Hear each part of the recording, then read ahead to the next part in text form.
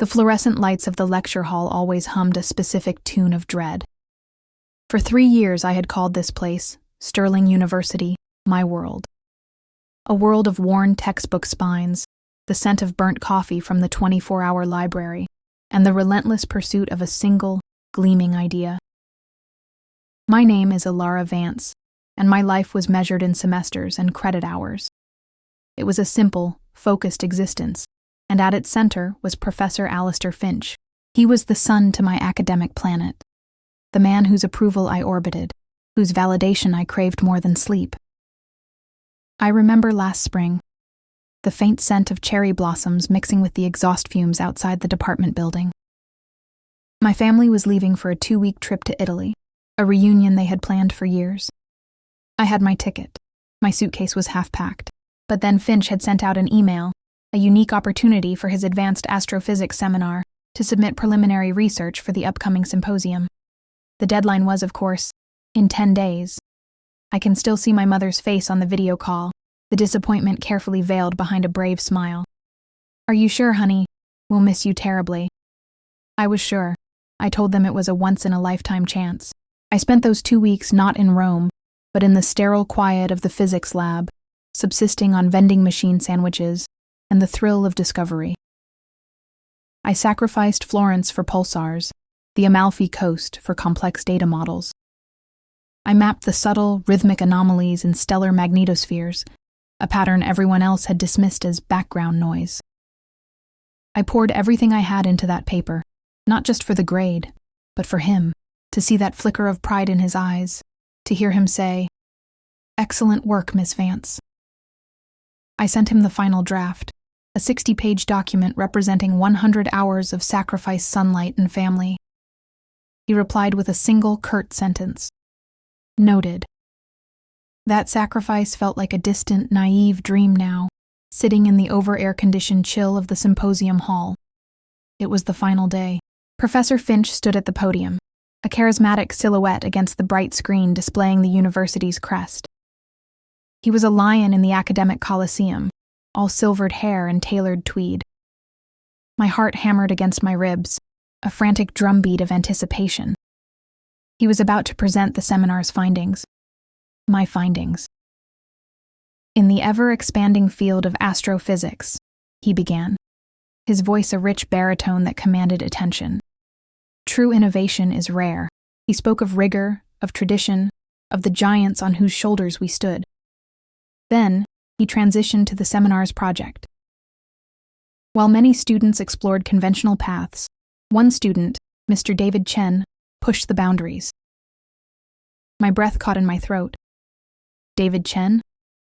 He was a decent student, but his work was pedestrian at best. Finch clicked to the next slide. My charts appeared on the 10-foot screen. My data. My meticulously crafted diagrams. Mr. Chen's insightful analysis, Finch continued, his voice smooth as polished marble, uncovered a fascinating series of anomalies in stellar magnetospheres, a pattern previously dismissed as mere interference. The room was silent, save for the scratching of pens on notepads. He was stealing my work in front of 200 of our peers. He was erasing me. He looked out over the crowd, his eyes scanning, and for a fleeting moment they met mine. There was no recognition, no guilt, just the cool, dismissive glaze of a man swatting away a fly. A truly promising insight from a young man with a bright future, he concluded, a paternal smile gracing his lips as he gestured vaguely in David's direction. David himself looked utterly bewildered, his face flushing with a mixture of confusion and unearned pride. The injustice was a physical thing, a hot, metallic taste in my mouth. It was a theft so brazen, so public, it defied belief. The room erupted in polite applause. I felt nothing but a terrifying, clarifying calm. The orbit I had so carefully maintained had shattered. I was no longer a planet. I was a meteor, and I had just been given a new trajectory. That night, I didn't cry. I didn't scream. I went back to my small, quiet apartment, the hum of the refrigerator a steady companion. I opened my laptop. I found the final draft I had sent him, the file's metadata clearly showing its creation date, 2 months ago. I found my initial research proposal, time-stamped from the beginning of the semester. I composed a new email. The recipients were 3 of the most influential academic bloggers in the theoretical physics community, and, for good measure, the department head of astrophysics at Stanford University, Sterling's biggest rival. The subject line was simple: a question of academic provenance. The body of the email was even simpler. To whom it may concern, I wrote. I am a student at Sterling University. The attached research, submitted to my professor 2 months ago, was today publicly presented as the work of another student. I believe the data, and its timestamps, speak for themselves. Sincerely, Ilara Vance. I attached the files. My hand trembled for a single second over the mouse. Then I clicked send. The first stone had been cast. Now I would wait for the ripples. The first ripple arrived 27 hours later. It wasn't a tidal wave, just a subtle tremor in the digital world. An email from Professor Finch appeared in my inbox at 6 a.m. The subject was, urgent, let's chat. The tone was a masterclass in veiled threats, cloaked in the language of professorial concern. Ilara, it began, the informal address a sudden jarring intimacy. It has come to my attention that some confusion has arisen regarding the symposium presentation. I am deeply concerned that in your ambition, you might be misrepresenting the collaborative nature of the seminar. This could have serious repercussions for your academic standing. I urge you to come to my office so we can resolve this misunderstanding quietly. The words, ambition, misrepresenting, repercussions, hung in the air, each one a carefully polished stone aimed at my resolve. He wasn't sorry. He was angry I hadn't gone away quietly. The quiet digital tremor had reached the university's hallowed halls. An email from Dean Albright's office summoned me to a meeting.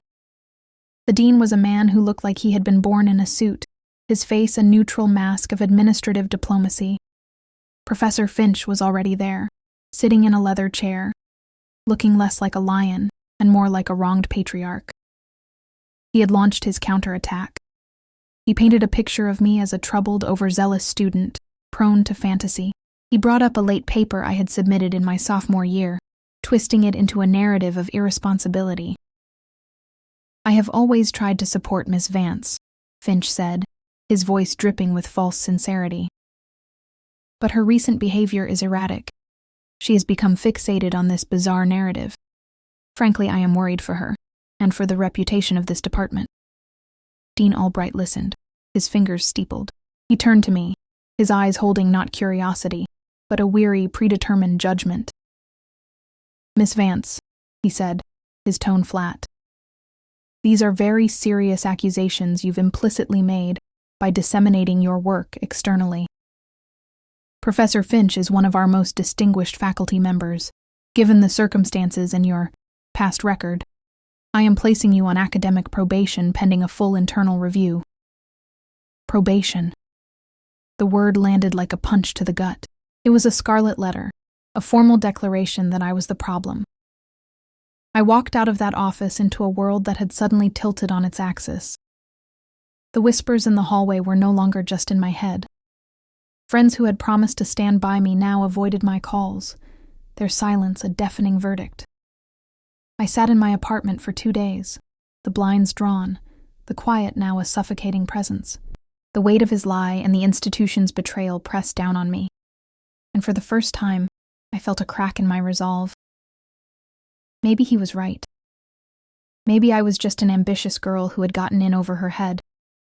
The isolation was absolute, a cold, dark place where doubt festered. My world, once so full of promise, had shrunk to the 4 walls of my room. On the 3rd day of my self-imposed exile, there was a knock on the door. I ignored it. The knocking persisted, gentle but firm. I finally dragged myself to the door and peered through the peephole. It was Maya, a teaching assistant from the history department. I barely knew her, save for a few shared coffee breaks in the faculty lounge where I sometimes graded papers. I opened the door a crack. "Can I help you?" I asked, my voice hoarse. "I think I can help you," she said, her expression a mixture of pity and steel. She slipped a thin folder through the opening. "I was at the symposium. I saw what he did. Alistair Finch is a predator who feeds on the talent of young women. He did it before." I opened the folder. Inside was a printout of an academic transcript belonging to a woman named Sarah Jenkins. It showed she had been a brilliant physics major 7 years ago, with a 4.0 grade point average. The final entry simply read, "Withdrew."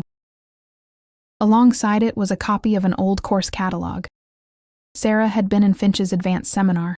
Maya had found an old, unsanitized hard drive from a discarded office computer, a ghost of the university's less-than-perfect digital hygiene. It contained early, unscored drafts from that seminar 7 years ago. Sarah's draft contained a thesis remarkably similar to a paper Finch had published 6 months after she withdrew, a paper that had won him a prestigious grant. It was the same pattern, a carbon copy of his crime. "Her last known address and email are on the back," Maya said softly. "I thought you should have it. What he's doing isn't just unjust, it's a habit." This unexpected alliance, this single act of solidarity from a near stranger, was the spark I needed. The doubt that had clouded my mind evaporated, replaced by a cold, hard fury. I was not alone. I was not delusional. I was the second victim he had tried to create. But I would be the last. A week later, Dean Albright called me back to his office. The online articles were not going away. The Stanford department head had sent a polite but pointed email asking about the provenance of the research. The dean's placid demeanor was showing cracks. "Miss Vance," he began, attempting a conciliatory tone. "This situation has escalated unnecessarily. The university is prepared to offer a path forward. We can expunge the probation from your record. In return, we would need you to issue a joint statement with Professor Finch, clarifying the collaborative spirit of the seminar and apologizing for the misunderstanding that led to the external communications." He was offering me a deal with the devil, a chance to escape back into the quiet fold of the institution. My name cleared, but my integrity sold. The old me, the girl who orbited Finch, would have taken it. She would have been grateful. But she was gone. I looked Dean Albright directly in the eye, my voice steady, devoid of the tremor I had felt just days before. "No," I said. He blinked, taken aback. "I'm sorry." "There will be no joint statement," I clarified, my voice echoing slightly in the quiet office. I leaned forward. "This is no longer about a misunderstanding, Dean. This is about a documented pattern of academic theft and predatory behavior. It's about Sarah Jenkins. It is about the integrity of this entire university, which you seem so keen to protect by silencing his victims." I stood up, my chair making a soft scraping sound on the polished floor. "A quiet resolution is no longer on the table. What I require is a full, public retraction and a formal apology from Professor Finch, and a full investigation into his conduct, past and present. That is the only path forward." I left him there, his mouth slightly agape, the mask of diplomacy finally shattered. The conflict had escalated, but so had I. The war had just begun. The climax arrived on a crisp autumn evening under the grand vaulted ceiling of the Sterling University Auditorium. It was the night of the annual Chancellor's Symposium, the crown jewel of the academic calendar. The keynote speaker, chosen months in advance for his contributions to the field and his unimpeachable reputation, was Professor Alistair Finch. The irony was so thick, it was almost suffocating. From my seat in the third row, I watched him ascend the stage, basking in the warm glow of the spotlight and the deferential applause of his peers. He looked invincible, but he wasn't. In the weeks following my rejection of the dean's offer, I had been busy. I had contacted Sarah Jenkins. The email I sent was tentative, filled with the fear that I was opening an old, painful wound. Her reply came within an hour. It was a story of a bright future derailed, of a passion for science extinguished by a man who had convinced her she was worthless, that her ideas were his. She had never told anyone. She had simply disappeared, carrying the shame and injustice alone for 7 years. My story validated hers, and hers fueled my resolve. Together, with Maya's evidence, we had compiled a dossier. It was a methodical, irrefutable account of Finch's predation, complete with time-stamped documents, Maya's sworn affidavit about the old hard drive, and Sarah's harrowing personal testimony. We sent it not to the dean, but to the university's board of trustees and their general council, 2 days before the symposium. Finch adjusted the microphone, a smug smile playing on his lips. "Ethics," he began, his voice resonating through the silent hall, "is the bedrock of our noble pursuit." It was at that precise moment that a side door opened. Dean Albright entered, his face pale and grim. He was not alone. He was flanked by 2 stern-faced individuals in dark suits, a man and a woman I recognized from the university's website as its chief legal officers. They didn't hurry. They walked with a deliberate, somber pace down the central aisle and up the stairs to the stage. Finch faltered, his words catching in his throat. "Dean? Is something amiss?" The dean didn't answer. He walked directly to the podium, his expression unreadable. He leaned in and spoke a few words into Finch's ear, too quiet for the audience to hear. The professor's face cycled through a series of emotions with cinematic speed. Confusion, then irritation, then dawning horror as his eyes darted to the 2 lawyers. The blood drained from his face, leaving behind a pasty gray mask of disbelief. The smugness vanished, replaced by the raw, primal fear of a king being dethroned in his own court. In the audience, a ripple of whispers started. Faculty members exchanged confused glances. David Chen, the student Finch had credited, looked horrified, as if realizing he was a pawn in a much larger, uglier game.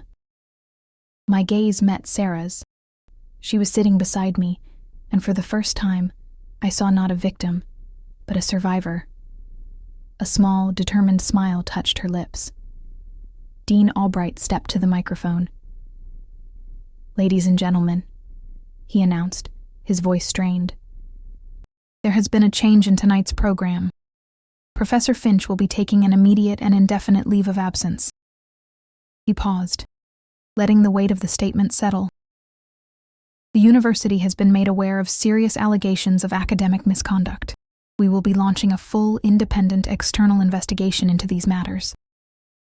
The shock in the room was a palpable entity. Finch, sputtering, tried to grab the microphone back, a desperate, pathetic gesture. "This is a lie, a slanderous attack by a disgruntled student." But the male lawyer placed a firm hand on his arm, and the fight seemed to drain out of him instantly. He was escorted off the stage, not the charismatic lion, but a stooped, defeated old man. The poetic justice was absolute. He was publicly disgraced at the very event meant to be his coronation, his reputation dismantled in the same arena where he had tried to dismantle mine. My new life began not with a bang, but with a series of quiet, satisfying scenes. The first was in a brightly lit, modern laboratory at Stanford University. The department head who had received my initial email had offered me a position as a visiting researcher to finish my work. I stood by a holographic display, debating gravitational lensing with 2 senior physicists, my input not just heard, but sought. I was no longer a student begging for validation. I was a colleague. The second scene was a month later, at a small cafe far from the Sterling campus. I was sitting with Maya and Sarah. The autumn sunlight streamed through the window, illuminating the steam rising from our coffee cups. We were laughing, sharing stories not of our trauma, but of our futures. Sarah had decided to re-enroll in a graduate program, her passion for physics rekindled. Maya had received a commendation from the history department for her integrity. A bond forged in the crucible of injustice had blossomed into a genuine, supportive friendship. We had saved each other. The final scene was the arrival of a package. Inside was the latest issue of the Astrophysical Journal. There, on the cover, was my name, and mine alone. A Anomalous Rhythmic Variations in Magnetar Fields by Ilara Vance. Seeing it in print, a tangible result of my sacrifice and my fight, was a vindication more profound than any public apology. One evening, an email slipped past my spam filter. The sender was Alistair Finch, from a personal account. It was a long, rambling screed filled with self-pity, accusations, and blame for everyone but himself. He ended with a plea to just talk, to find a way to move past this. I read the first 2 sentences, a cold, serene smile touching my lips. I didn't feel anger or pity. I felt nothing at all. I selected the message and, without a moment's hesitation, I clicked delete. I learned that the fight for your dignity is not about revenge. It's about reclamation. It's about taking back the narrative that someone tried to steal from you. It's about refusing to be a footnote in someone else's story. My voice, my work, my future. They are mine. And I will never allow my silence to be mistaken for consent again. So, if you find yourself silenced, if you feel your power being stripped away by someone who believes they are untouchable, I urge you, find your evidence, find your allies, and find your voice. Cast the first stone. You never know how powerful the ripples will be.